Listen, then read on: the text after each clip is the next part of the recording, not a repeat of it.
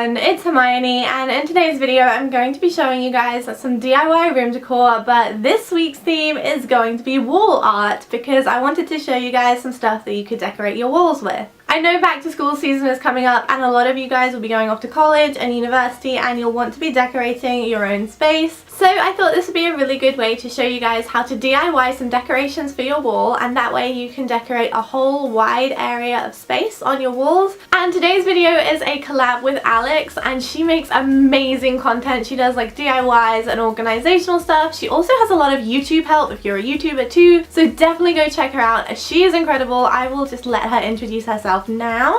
Hello Hermione's beautiful viewers, my name is Alex, and over on my channel I am showing you some DIY Pinterest inspired room decor. I think they all turned out pretty awesome, so I hope that you will come check out my video and hopefully subscribe to my channel after you're done watching Hermione's video. So definitely go subscribe to Alex. Also, if you are new from Alex's channel, hello, my name is Hermione.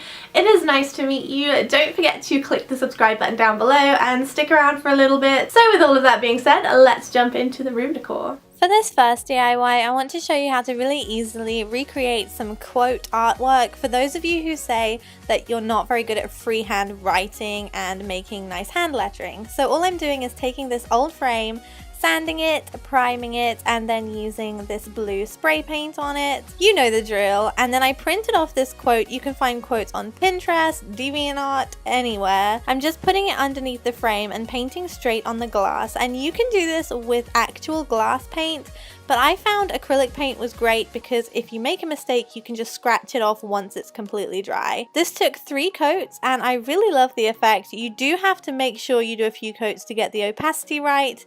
And then I didn't put the back in and left it as it was because I really like the effect. Next, I have this really simple wall art. As you can tell, it's really easy, but it's kind of a modern art style abstract print, and I've seen these all over Pinterest, and I'm like, I'm not paying hundreds and hundreds for something that's so easy to make. So all I'm doing is taking a canvas and using lots of different colors of paint and really just messing around, using spray paint to create different effects and using different brush strokes like dry brushing and foam brushes. It's all about playing around with it. I had a lot of fun, but then I decided to go back and actually add in some of the lighter colors because it was a bit too dark, and that's the beauty of this kind of print because you can go back and go over the areas you don't like. It just kind of adds to the effect. So what I did was took a foam brush and added some of the lighter colors like the blues and pinks. My top tip is to make sure your lightest color is your base color and then add darker colors sparingly, and this is how it turned out. Next, I'm just going to show you how to make this little mini wool piece, which is good if you don't want to make a giant tapestry. So I'm taking this old canvas that I got at a thrift store for like 98 cents, and I'm cutting off the canvas part to leave the wooden frame. You could totally do this with the frame of an old picture frame, or you could make the frame, but I found this easier because it was so cheap. Also, you can find canvases in the dollar store and stuff like that. So like I said, for this method, I'm just cutting off the canvas, leaving only a little bit at the back. You could take the staples out, but you can't see them, so I'm just leaving that behind. And then I'm taking some wool in 3 different colors and textures, and then all I'm doing is stringing this on. So I double it up and then knot it through, like slip the wool through the knot. And I do this multiple times in different colors. I created 3 sections. In hindsight, I wish I'd painted the frame, and actually the jellyfish tentacle looking kind of walls like the ones I'm putting on now, they were really awkward and they don't sit very flat, and I would have used a different kind of wool if I could go back and do it again. So I would recommend doing that.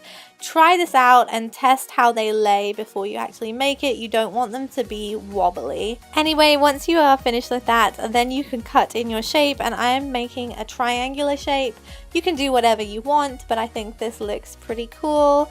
And that's really all there is to this DIY. You could put this on the wall or actually put it on your table or your bedside because it stands up on its own too. And then I have this way to display some Instagram pictures or inspiration pictures you found online.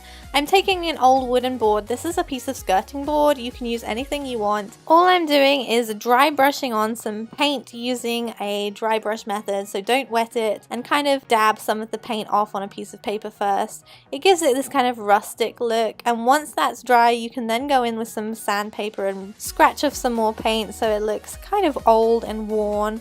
Once I'd done this, I lined up 4 binder clips to hold the pictures in place, and I glued these on with hot glue. You can use anything you want, like pegs or any type of clip. Finally, because I'm using this for a mood board, I took some pictures that I found on Pinterest and cut them out, leaving a little bit of a border on the side, and then just pin these into place. You can use whatever you want and find pictures online or off your phone. I'm pretty sure my necklace was wonky through the whole intro, so fixed it. That is everything I have to show you guys for this video. I hope you enjoyed it, and if you are going to make any of these things, let me know in the comments down below, or send me a picture on Instagram or Twitter.